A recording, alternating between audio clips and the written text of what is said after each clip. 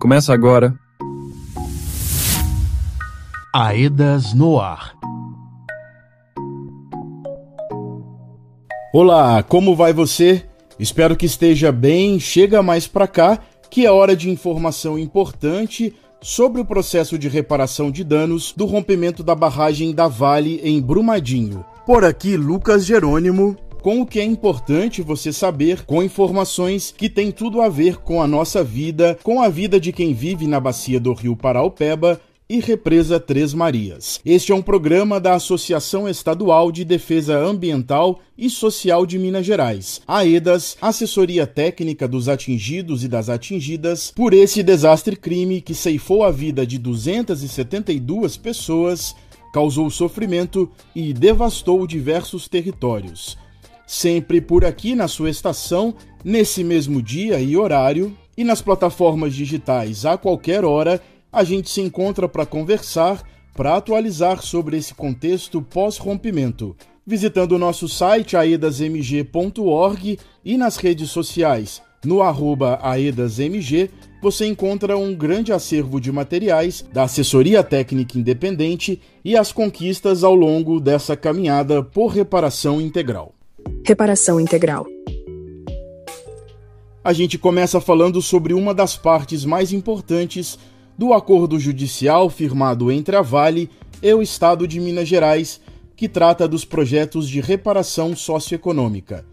Para saber mais sobre o tema, para tirar as dúvidas que são comuns entre os atingidos, hoje recebemos no nosso programa a Natália Guimarães, técnica de área temática da AEDAS. Ei, Natália, bem-vinda ao AEDAS no ar. Olá, Lucas. Saudações a todas e todos, aos ouvintes da população atingida que segue se articulando na busca por direitos. Natália, sobre a participação das pessoas atingidas, como ela se dá em cada um desses anexos do acordo judicial? Então, no anexo 1.1, que é o anexo das demandas das comunidades, a participação das pessoas atingidas deve ocorrer em todas as fases do processo, desde a escolha dos projetos, a execução e fiscalização. Agora, já no anexo 1.3 e 1.4, que é o anexo que trata do fortalecimento das políticas públicas, não há participação direta das pessoas atingidas, que participaram apenas por meio de uma consulta pública de priorização de projetos. Natália, e com relação aos atores, ou seja, as instituições e organizações que participam de cada um desses anexos, quais são as diferenças? Os atores são um pouco diferentes para cada um dos anexos. No anexo 1.1, que é o anexo de projetos das demandas das comunidades, além das pessoas atingidas participarem, participam a entidade gestora e as instituições de justiça, ou seja,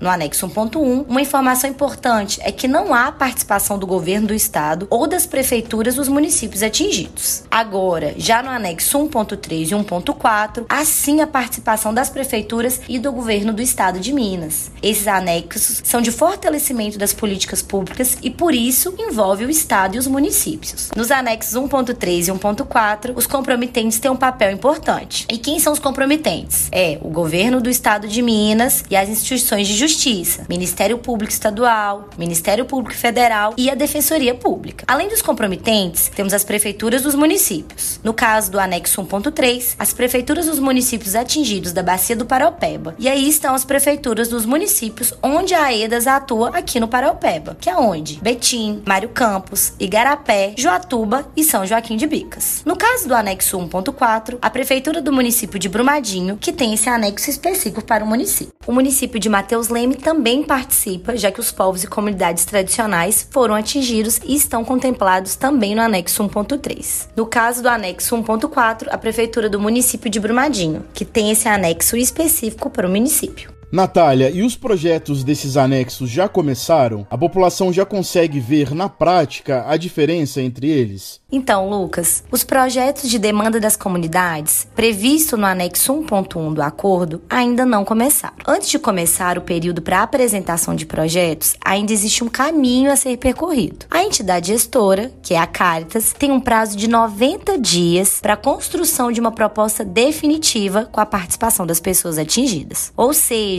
a população atingida ainda vai participar e aprovar as estruturas de governança que serão responsáveis pela discussão dos projetos das demandas das comunidades. É importante lembrar que esses projetos de demandas das comunidades ainda não começaram. O momento agora é de discutir uma proposta definitiva para o fluxo de aprovação, que deve contar com a participação das pessoas atingidas em todas as suas etapas. Então, nos próximos meses, as pessoas atingidas ainda verão essas discussões de como os recursos do anexo 1.1 serão geridos antes desses projetos começarem a sair do papel. Certo, Natália. Você falou dos projetos do anexo 1.1 que ainda não começaram e com relação aos projetos do anexo 1.3 e 1.4, eles já estão sendo construídos? Lucas, grande parte dos projetos, sim. Houve uma consulta popular para verificar a concordância das pessoas atingidas em relação aos critérios apresentados pelas IJs. No anexo 1.3, que é dos projetos voltados para a Bacia do Paraopeba, foram definidos 125 projetos. 10 deles são emergenciais, 91 projetos específicos para as comunidades e 9 projetos regionais que contemplam mais de um município da Bacia do Paraopeba. Também foram definidos projetos na consulta popular para os povos e comunidades tradicionais, que contam com 15 projetos do anexo 1.3. Você pode dar alguns exemplos desses projetos do anexo 1.3? Por exemplo, em Betim, a gente tem a ampliação do Hospital Público Regional, a construção da unidade de pronto atendimento, a UPA, e construção do viaduto rodoferroviário Vianópolis. Em Igarapé, a canalização dos córregos, construção da unidade básica de saúde, as UBS, os famosos postinhos de saúde, e construção de centros esportivos e praças de lazer. Juatuba, temos a conclusão da construção e equipagem do hospital do município e de 2 projetos regionais, a construção de uma creche e a construção de usinas fotovoltaicas. Em Mário Campos, a gente pode citar o projeto de melhoria de vias públicas urbanas e rurais, obras em UPAs e UBSs e o fortalecimento da produção de frutas e hortaliças. Em São Joaquim de Bicas, pavimentação asfáltica em vias urbanas e rurais, construção de escola e construção de UBS. O anexo 1.3 conta com a maioria dos projetos executados pela Vale, mas também há projetos executados pelo município. Ok, Natália, você falou dos projetos da Bacia do Rio Paraopeba e para Brumadinho, quais são os projetos de fortalecimento dos serviços públicos? Para o anexo 1.4, Lucas, que ele é específico para Brumadinho, são 40 projetos. A gente tem o programa de fomento agro, né, que é a ampliação do conhecimento e rastreabilidade da produção agrícola. Temos também o Distrito Industrial de Brumadinho, realização de estudo para estruturação de um distrito industrial no município de Brumadinho e para a constituição e atração de novos negócios industriais. Mais um, a gente pode citar o Brumadinho Digital, que é a realização de um estudo preliminar que descreverá qual a solução de conectividade para o município de Brumadinho. Temos também a construção do pelotão do Corpo de Bombeiro Militar de Minas Gerais. E outro que a gente pode citar é a estruturação de uma sala de urgência na UPA Valdemar Assis de Barcelos. Para os quilombos da região 1 em Brumadinho, foi feita uma segunda fase da consulta popular e o projeto selecionado envolve a construção de um centro cultural para as comunidades. Natália, a gente tem visto que alguns projetos previstos com recursos do acordo judicial estão contando um prazo de 90 dias. Você pode explicar um pouco sobre essa diferença nesses prazos de 90 dias? Importante demais, Lucas. Vamos lá.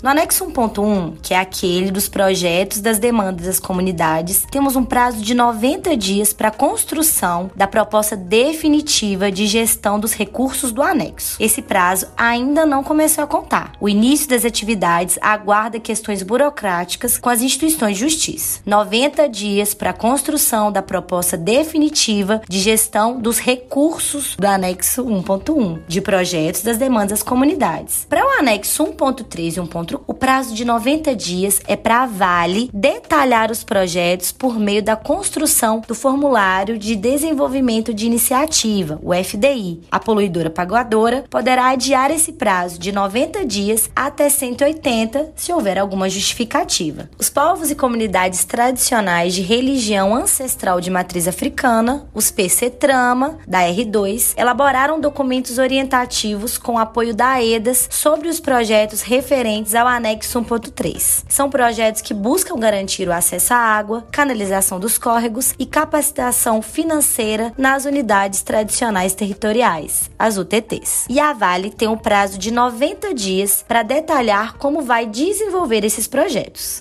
Ei, Natália, muito obrigado. A gente agradece a sua participação aqui no nosso programa.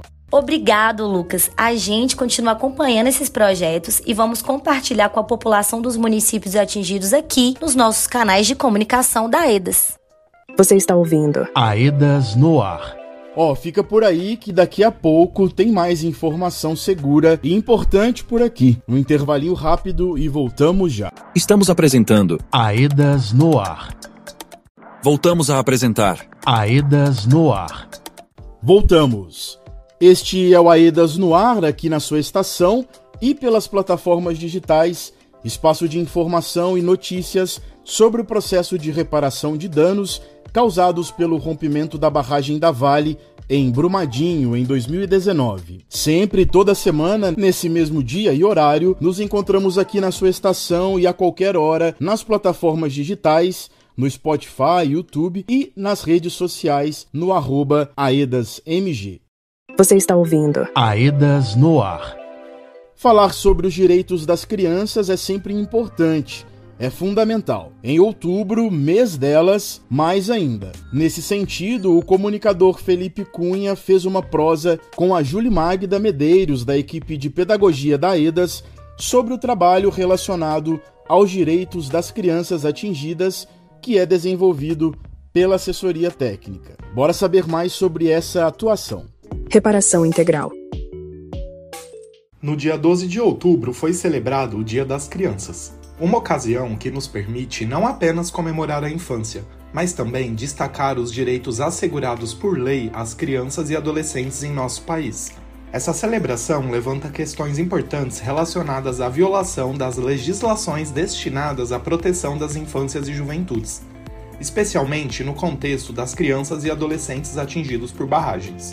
Segundo o artigo 15 do Estatuto da Criança e do Adolescente, o ECA, a criança e o adolescente têm direito à liberdade, ao respeito e à dignidade como pessoas humanas em processos de desenvolvimento e como sujeitos de direitos civis, humanos e sociais garantidos na Constituição e nas leis. Nos espaços participativos da AEDAS com os atingidos e atingidas, a equipe de pedagogia promove o espaço da ciranda. A Júlia Magda Medeiros, da equipe de pedagogia, nos explica um pouco qual o propósito da ciranda. A ciranda da AEDAS é um ambiente dedicado à escuta e à interação com as crianças e adolescentes, focando na abordagem lúdica e na inclusão desses sujeitos no levantamento dos danos causados pela mineração. O objetivo principal é garantir o direito à participação das crianças e adolescentes e compreender os danos que atingem as infâncias, considerando-as sujeitos ativos e de direitos, ao longo de todo o processo de reparação integral. Quantas cirandas já foram realizadas com as crianças nas regiões que a AEDAS assessora? Entre março de 2021 a agosto de 2023, a AEDAS realizou 44 espaços de cirandas na região 1 e 49 espaços de cirandas na região 2. Realizou também 13 espaços de cirandas nas regiões 1 e 2 ao mesmo tempo.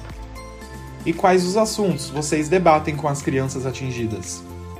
Os principais temas debatidos nas cirandas com as crianças e adolescentes atingidas foram racismo ambiental, meninas de luta, governança, crédito e microcrédito, sistema de participação, reparação integral, impactos na saúde e no meio ambiente, direitos violados e sobre a importância das ATIs. E as crianças são diversas, né?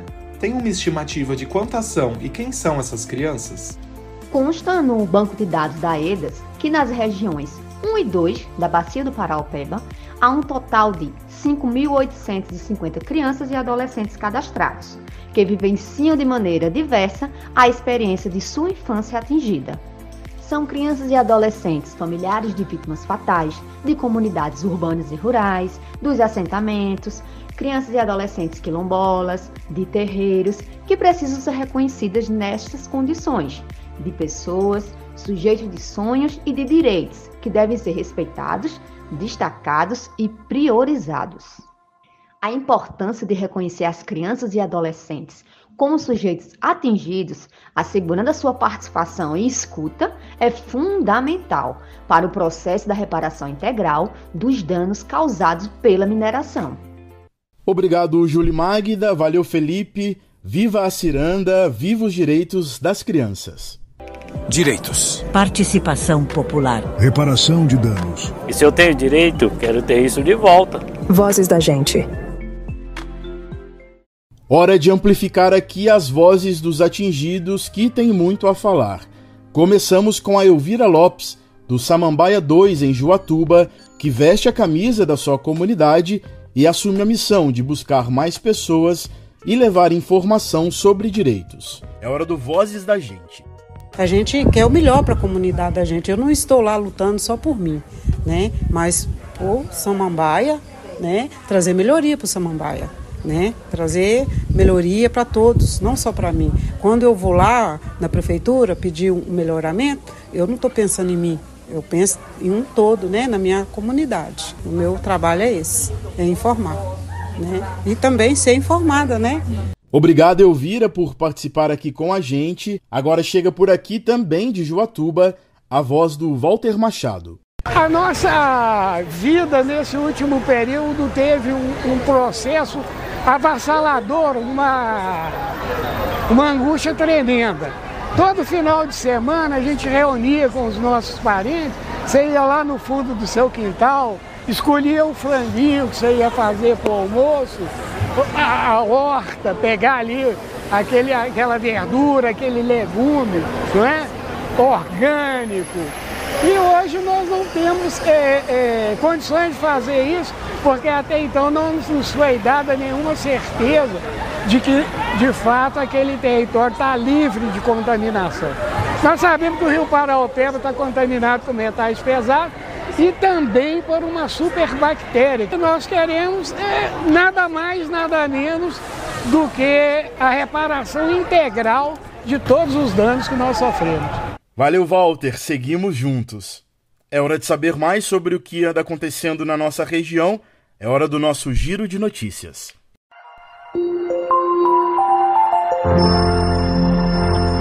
Giro de Notícias. Câmara Municipal de Brumadinho apresenta relatório final da CPI sobre as indenizações pelo rompimento da barragem da Vale.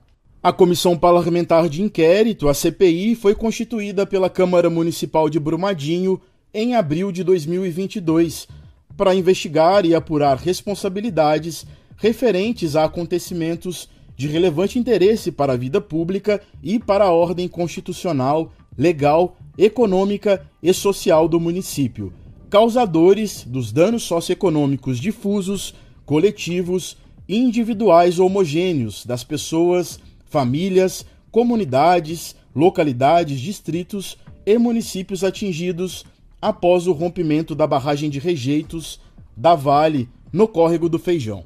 A CPI investigou fatos relacionados ao possível descumprimento do termo de compromisso, o TAC, firmado entre a Defensoria Pública Estadual e a Vale S.A. A investigação requisitou informações escritas e também convocou depoimentos. Ao final da CPI, o relatório concluiu que não foi possível identificar o critério utilizado pela Vale para a concessão das indenizações. Houve tratamento desigual por parte da Vale na análise de requerimentos ingressados por pessoas do mesmo grupo familiar, cujas provas apresentadas foram idênticas, por representarem o mesmo fato, danos e diagnósticos comuns aos membros.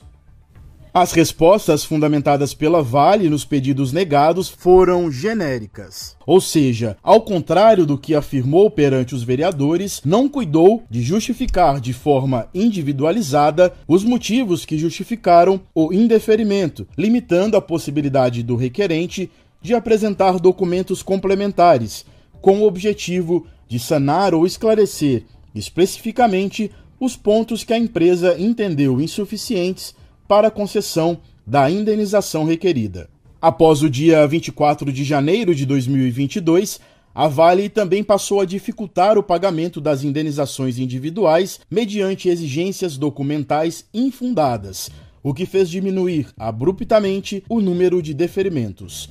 O relatório concluiu também que houve o descumprimento do TAC firmado entre a Vale e a Defensoria pela falta de contemplação de todos os requerentes que tinham direito ao recebimento da indenização. A cópia do relatório foi enviada ao Poder Executivo Municipal de Brumadinho, ao Ministério Público, à Ordem dos Advogados do Brasil, seccional de Brumadinho, e à mineradora Vale S.A. para conhecimento.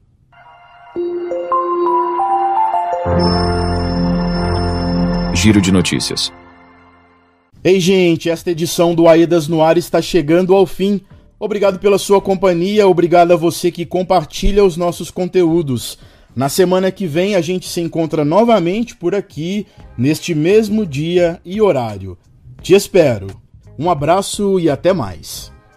Este programa teve produção de Diego Cota, Felipe Cunha e Valmir Macedo, apresentação, roteiro e edição de Lucas Jerônimo, e contou com o apoio da equipe de comunicação da Aedas.